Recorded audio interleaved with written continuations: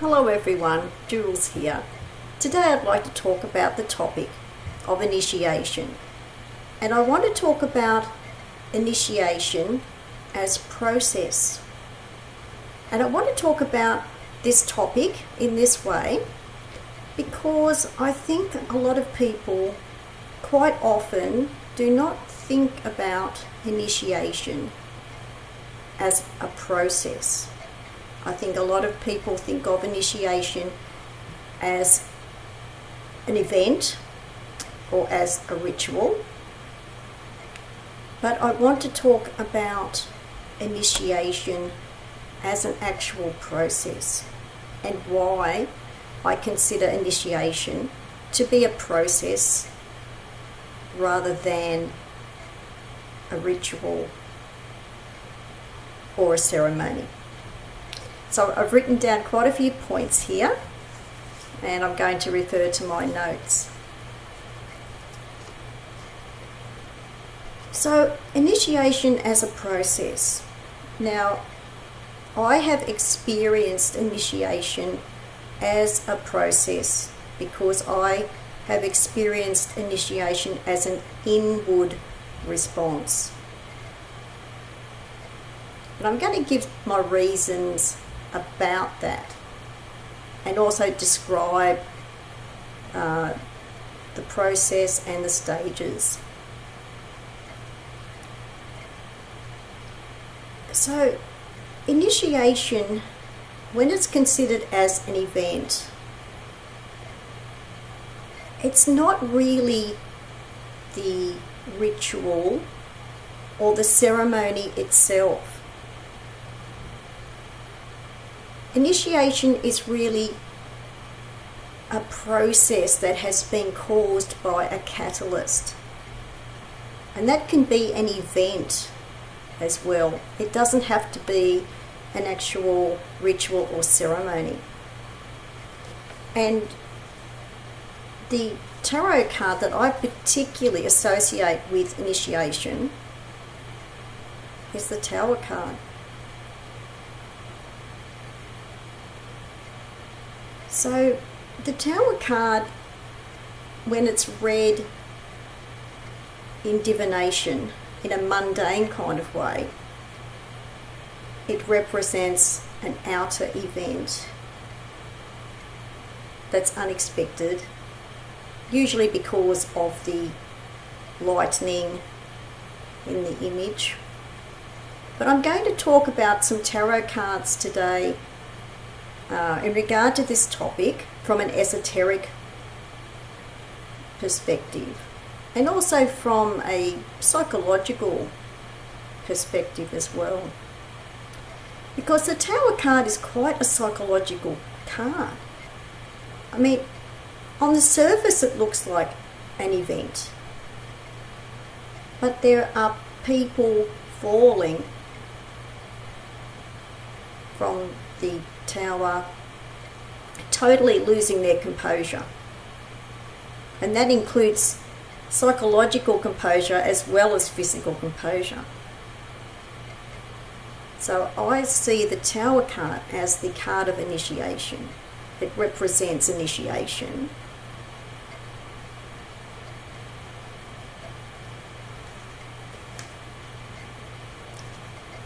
So just to talk a little bit more about initiation not being the actual ritual or ceremony itself. So it is not granted by another person.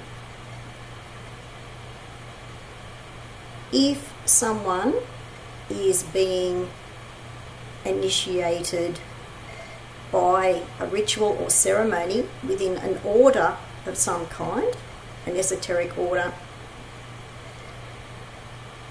that is to do with the candidate's response to that ceremony or ritual.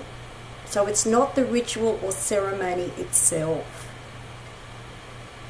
And sometimes for some candidates there is no response, or there's not much of a response. That is why in regard to the topic of initiation, or you might read in books where someone who has received initiation with an order, and they will ask about, the candidate might want a definition of initiation and what to expect. And the person who is going to initiate that person may quite often respond with a very vague response and say, I can't describe that process. I can't describe what initiation will be for each individual. That cannot be described. And that's because there is an individual response to that initiation. It is experiential for the candidate or for the person who has been initiated. And those types of ceremonies or rituals, they're really the dedication or commitment part for the candidate. So I think that's also where that confusion starts as well. So it is the candidate's response that is the actual initiation. So that is why another person cannot transfer or confer initiation on someone else. So it's just the method or ritual that's used. It's just the ceremony. So that's the exterior. It's a very exterior part of that, but it's the initiation is very much an inner response. If you look at the word initiation, it starts with the letter, I-N, which means it's inward. So that's an inward response. So to make a comparison between, for example, initiation and magic. Now, both of these things they are methods, and there is an outcome. So with magic, there is the intention to create outer change, and with initiation, there is there is a method and an outcome, but this is for inner change and inner response. So they're the two different things, and they may be carried out with a method or a ritual, but they don't have to be. But with magic, it tends to be a ritual of some kind. But with initiation, there does not have to be a ritual of some kind or a ceremony. There does not have to be for initiation. And I'll talk a bit more about that. So with initiation, it can be intentional. So we can choose a method for self-initiation, for example. We can choose that, and that's intentional. Or it can be unintentional in the case of an event. That's unintentional. And that is the association with the Tower card. I mean, that is an event. But this could also represent an inner event as well. So a lot of people don't think of it in that way, but it's quite a psychological card. This can be a card about inner change, an inner event.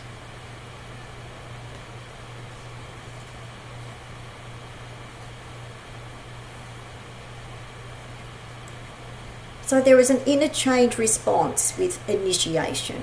There has to be a response, otherwise you're not really, an initiation has not really taken place. There has to be an inner response and inner change.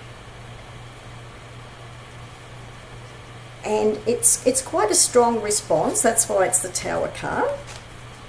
It's quite, a strong response, and there will be a total change, totally changed outlook on life and approach to life. Now this is experiential. It's very experiential and experiential in an inward sense. And I think of this also, initiation, it's an experiential journey of the inner shaman. A lot of people think of shamans in the traditional sense, that there are these cultural rituals and traditions involved, and there are definitely, of course, those kinds of shamans that are normally associated with that tradition. But a lot of people don't think of shamanism as being an inner journey, and it can be very much an inner. We're talking about the inner shaman journey experience. So, and this can take a period of time, as in the Wheel card. Now, talking about this from an esoteric sense or point of view, you have this Egyptian Anubis figure here, deity. And Anubis or Anubis was the guide of the guide to the other world. So when you think of this card and you look very much at the Anubis figure, the guide to the other world, and the wheel also, of course, represents cycles and periods of time. And with initiation, with the whole experience and the experiential inward journey response, this can take months or even years after an event of some kind. This inner response. And just the length of the experience, the inner experience. So I was saying it could take weeks, months, or even years. And yes, I have experienced this. And I have experienced this again recently. And it's taken quite a long period of time.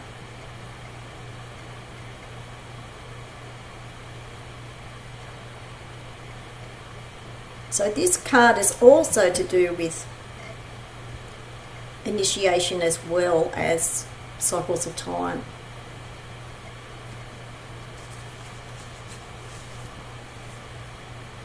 Now, I'm going to talk about the stages of initiation. And these are divided into 5 stages of descent. Because this is an inner journey, there is a descent for the inward journey.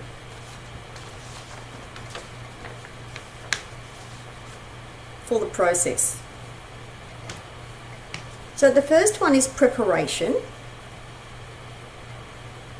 And the preparation, again, can be a decision to do so. It can be intentional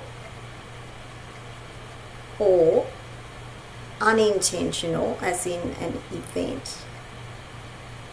So the associated card for preparation is the Hermit card. I hope you can't hear a dog in the background. If you can, just ignore that, please. So the Hermit represents preparation.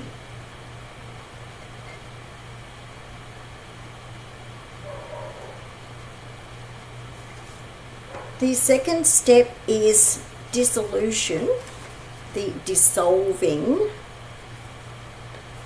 which is the breaking of the framework of thoughts. And that's the Tower card. This is the breaking of the thought framework. Our thinking, our viewpoints, our thought structures. This is the dissolution, the dissolving.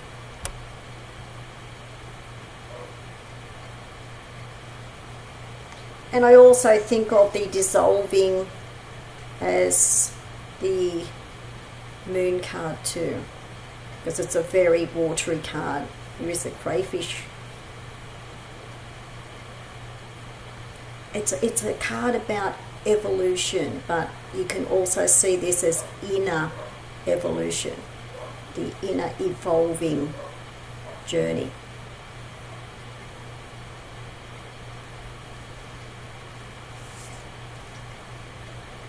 So after the dissolution, there is an encounter. And this is the dweller on the threshold.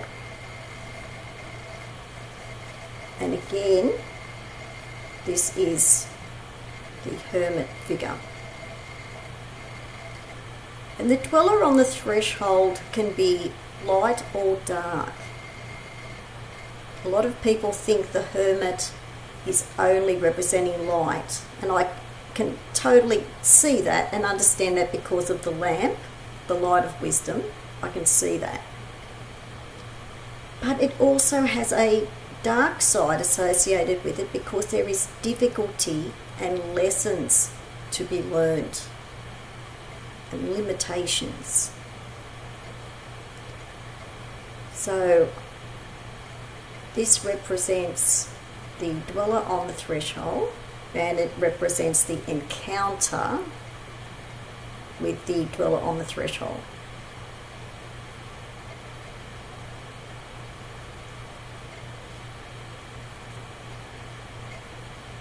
And this can be, the dweller on the threshold can be an archetypal figure and a type of an entity, but it's more archetypal. And then the fourth and the fifth stage are kind of joined together. They sort of go together. The fourth stage is metamorphosis. That is represented by the Sun card.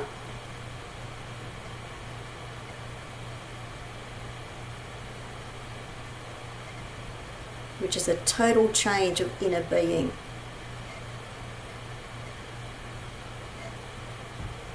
So you can see the joy in this card.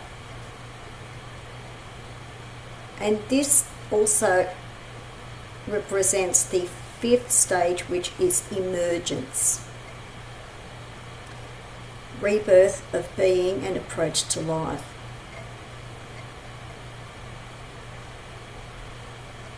So it represents the actual metamorphosis, the total change of inner being, and also emergence. Rebirth of being and approach to life.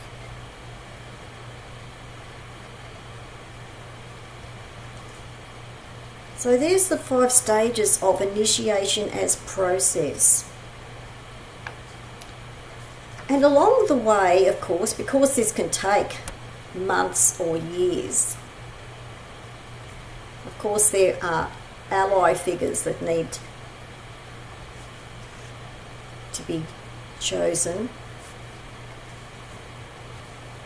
for the process. And for example, it could be the Hermit.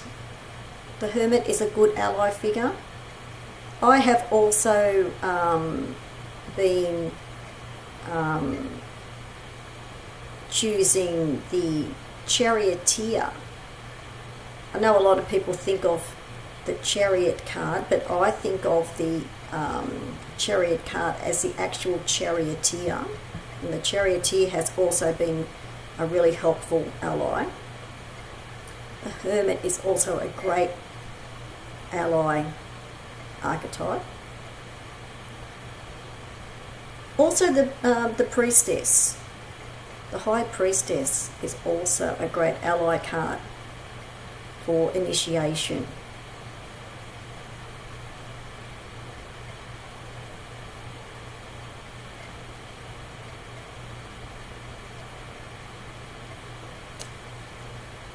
So the other point I want to make as well about the ally, that these ally archetypes can also be the dweller on the threshold as well. They can actually be both, one and the same figure.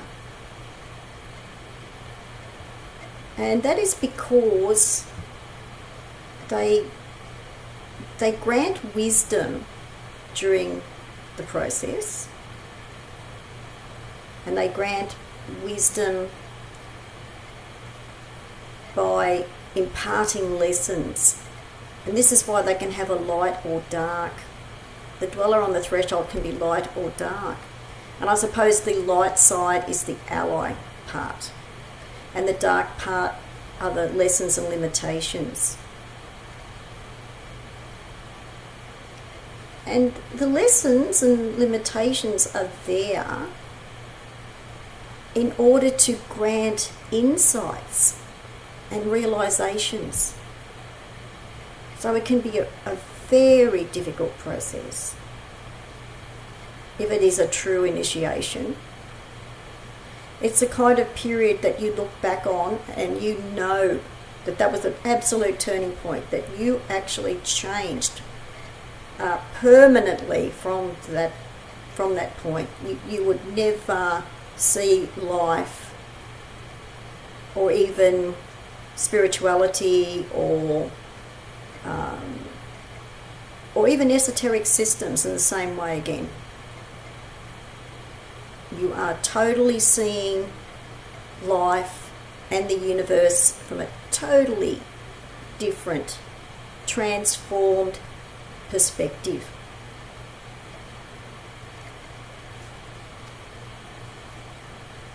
And the whole reason for initiation as a process and an inner journey response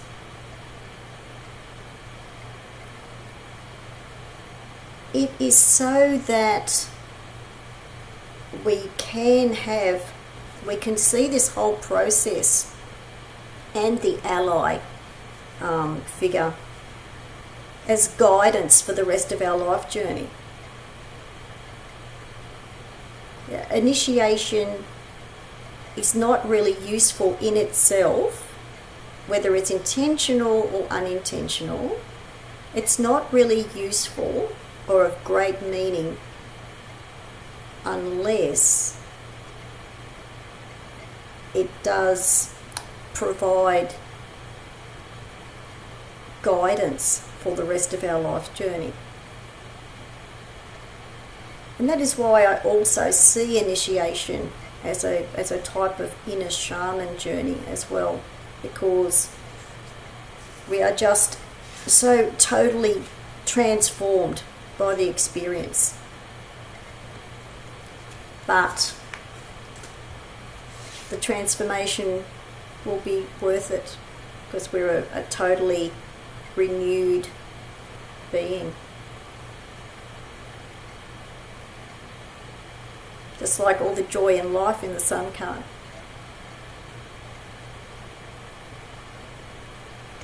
So there's some of my thoughts about initiation as process. So thanks for watching. Bye for now.